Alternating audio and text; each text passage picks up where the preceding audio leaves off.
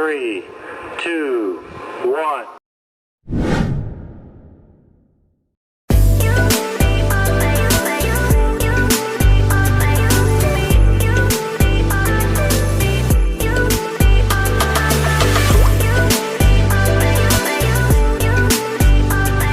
Taoisme juga dikenal sebagai Daoisme, adalah filosofi Tiongkok yang dikaitkan dengan Laozi pada tahun 500 sebelum Masehi, yang berkembang dari agama rakyat terutama di daerah pedesaan Tiongkok dan menjadi agama resmi negara di bawah dinasti Tang.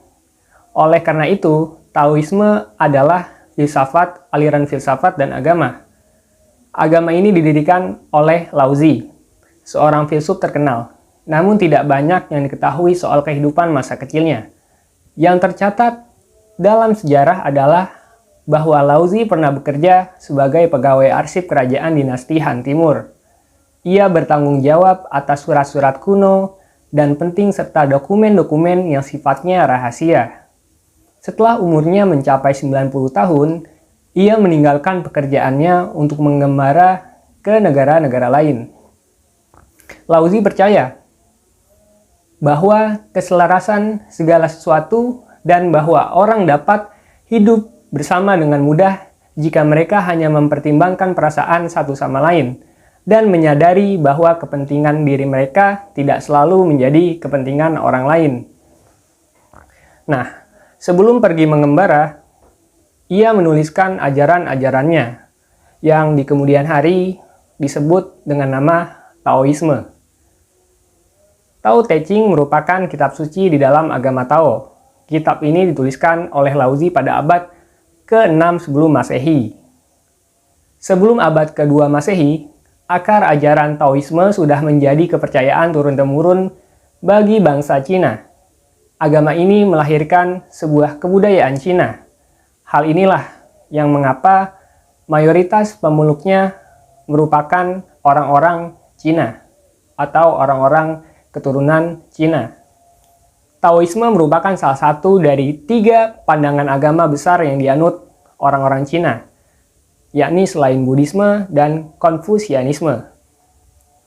Taoisme memberikan pengaruh besar selama dinasti Tang, yang berada sekitar tahun 618 sampai 907 Masehi, dan Kaisar Xuanzong yang memerintah sekitar tahun 712 sampai 756 Masehi, yang menetapkannya sebagai agama nasional Tiongkok. Dia mengamanatkan bahwa orang harus menyimpan tulisan Tao di rumah mereka. Kendati demikian, dinasti Tang runtuh dan ajaran Tao digantikan oleh Konfusianisme dan Buddhisme. Namun Tao masih dipraktikkan di seluruh Tiongkok dan negara-negara lain hingga saat ini, seperti halnya di Indonesia. Agama ini menekankan untuk melakukan apapun secara alami dan mengikuti arus sesuai dengan Tao atau Dao. Kekuatan kosmik yang mengalir melalui semua hal untuk mengikat dan melepaskannya. Filsafat tumbuh dari ketaatan pada alam dan agama berkembang dari kepercayaan pada keseimbangan kosmik atau semua yang ada di alam, yang dipelihara dan diatur oleh Tao. Di Indonesia sendiri, agama Taoisme ini tidak sebanyak dibanding tetangganya, yakni agama Konfusianisme atau Konghucu. Namun, di daerah asalnya, di Republik Rakyat Cina atau Tiongkok, agama Taoisme ini lebih unggul daripada Konghucu. Populasinya 1% lebih besar, yakni 4%, sedangkan agama Konghucu memiliki total pengikut 3% dari keseluruhan penduduk Cina.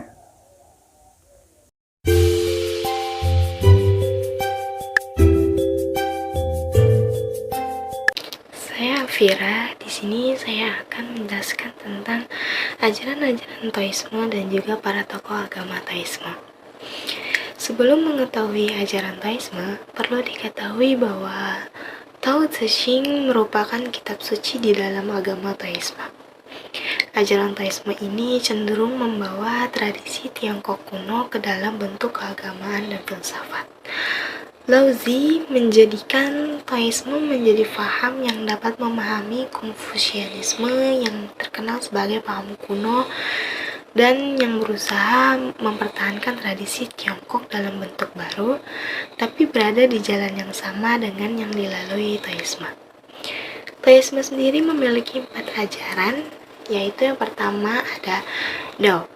Inti pengajaran Taoisme adalah Dao, yang berarti tidak berbentuk, tidak terlihat, tetapi merupakan proses kejadian dari semua benda hidup dan segala benda-benda yang ada di alam semesta.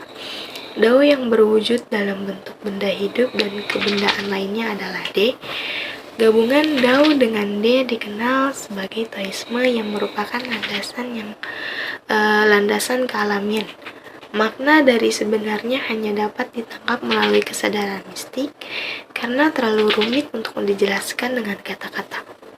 Namun untuk memudahkan pengertian, maka Dao diberi sifat-sifat sebagai berikut. Yang pertama, Tao bersifat transenden dan imamen. Yang kedua, Tao merupakan jalannya universum atau elan vital.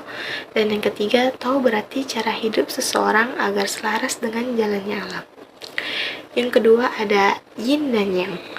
Dalam pandangan Taoisme, alam semesta ini digolongkan menjadi 2, atau dengan kata lain, alam ini diisi dengan pembagian atau golongan elemen-elemen, yaitu elemen negatif dan positif, yang masing-masing memanifestasikan sifat dari Yin dan Yang.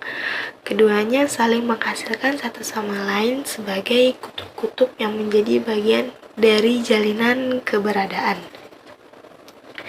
Yin merujuk pada ciri-ciri kelembutan, kepasifan, kewanitaan, kegelapan, lembah, ketidakberadaan bumi, dan lain-lain. Sementara yang mengacu pada ciri-ciri seperti sifat keras, kejantanan, kecerahan, gunung, keaktifan, keberadaan, langit, dan lain-lain, itu dalam kitab Tao Te Ching dikatakan bahwa Tao melahirkan 1 dan melahirkan 2. Yang dimaksud dengan kata 2 di sini adalah Yin dan Yang, dimana yang mengatur dunia, baik dunia nyata maupun tidak nyata. Yin dan Yang ini adalah 2 aspek yang saling berlawanan dan keduanya sama-sama mempengaruhi segala aspek kehidupan manusia. Dengan adanya interaksi antara kedua ini, maka lahirlah alam semesta dan seisinya.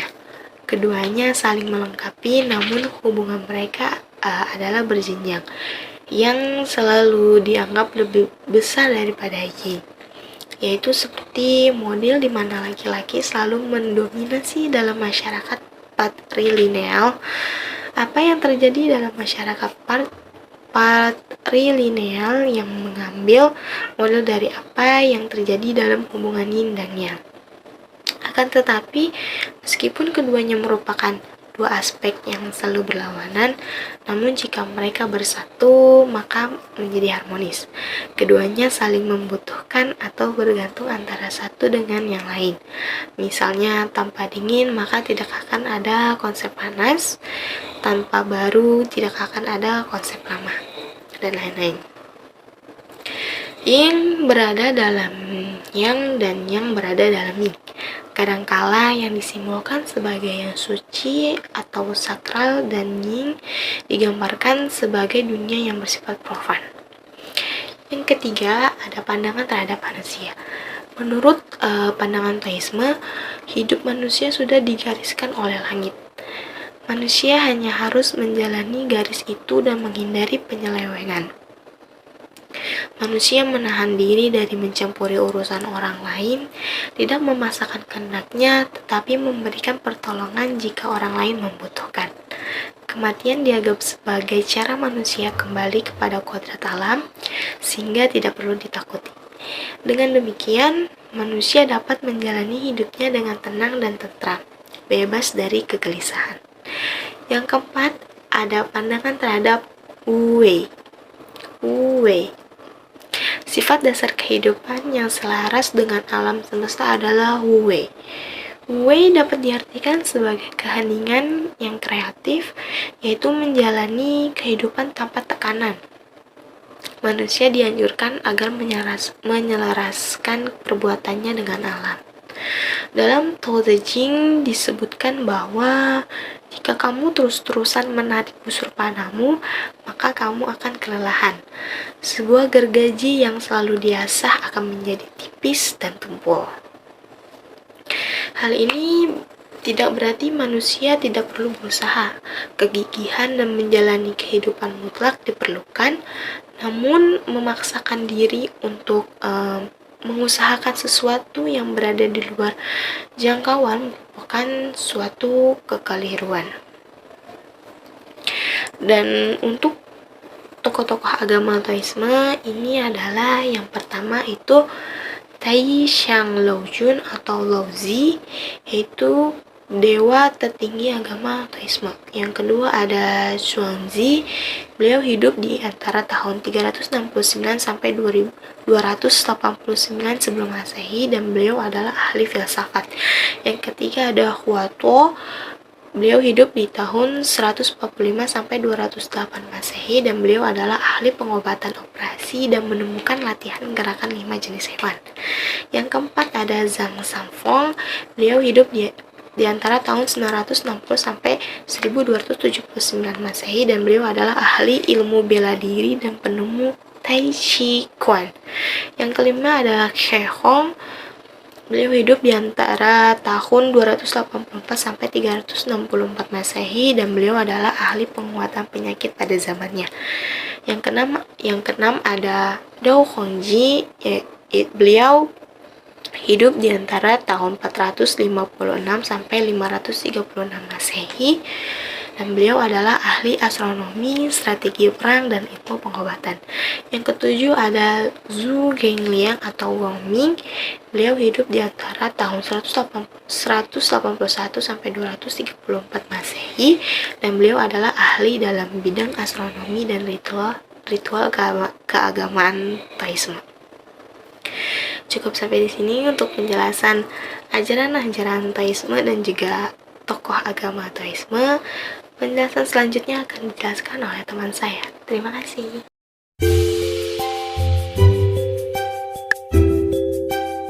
Assalamualaikum warahmatullahi wabarakatuh. Saya Mukhatatun Ulum.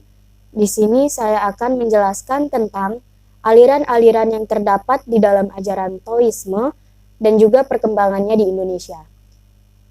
Selama 2000 tahun belakangan ini, ajaran Taoisme telah berkembang menjadi beberapa aliran.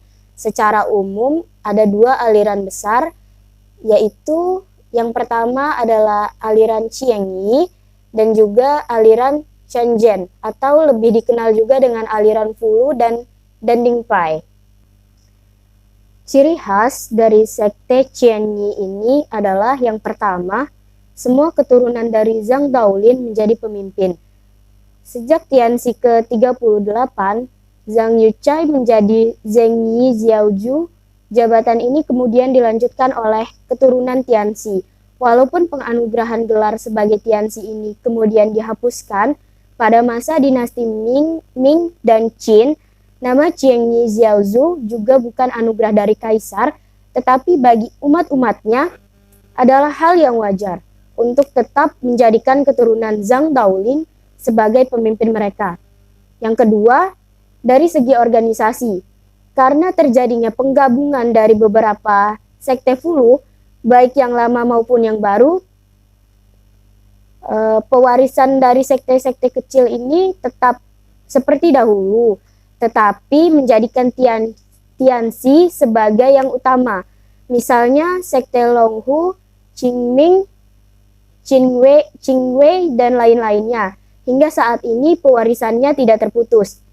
Ketiga, kitab yang dihormati dan dijunjung tinggi bersama adalah kitab Qiangzi Jing dengan ilmu utamanya yaitu talisman, menjapa mantra, Qirangzai Jiao, dan yang keempat, Daoshi atau pendeta Tao boleh untuk tidak tinggal di biara.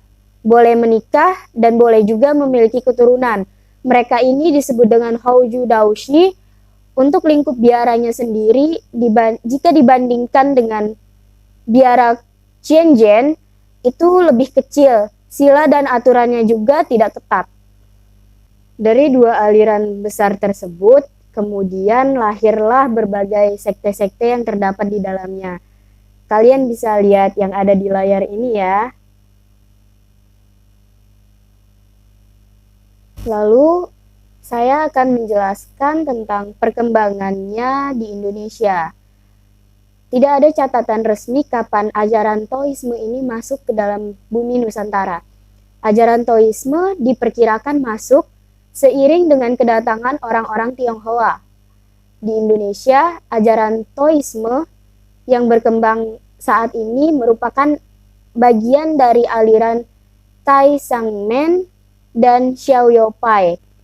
Selain memuja Tai Sang Lao Jun, Lao Zi atau Zhang Jiao, Erlangsen, dan juga Dewi Jiu Tian Xuanu, mereka ini juga memuja para dewa-dewi Tao lainnya. Aliran ini mengutamakan pedoman Wu sebagai pedoman cara berpikir dan cara bertindak dalam mempelajari Taoisme dan dalam kehidupan sehari-hari.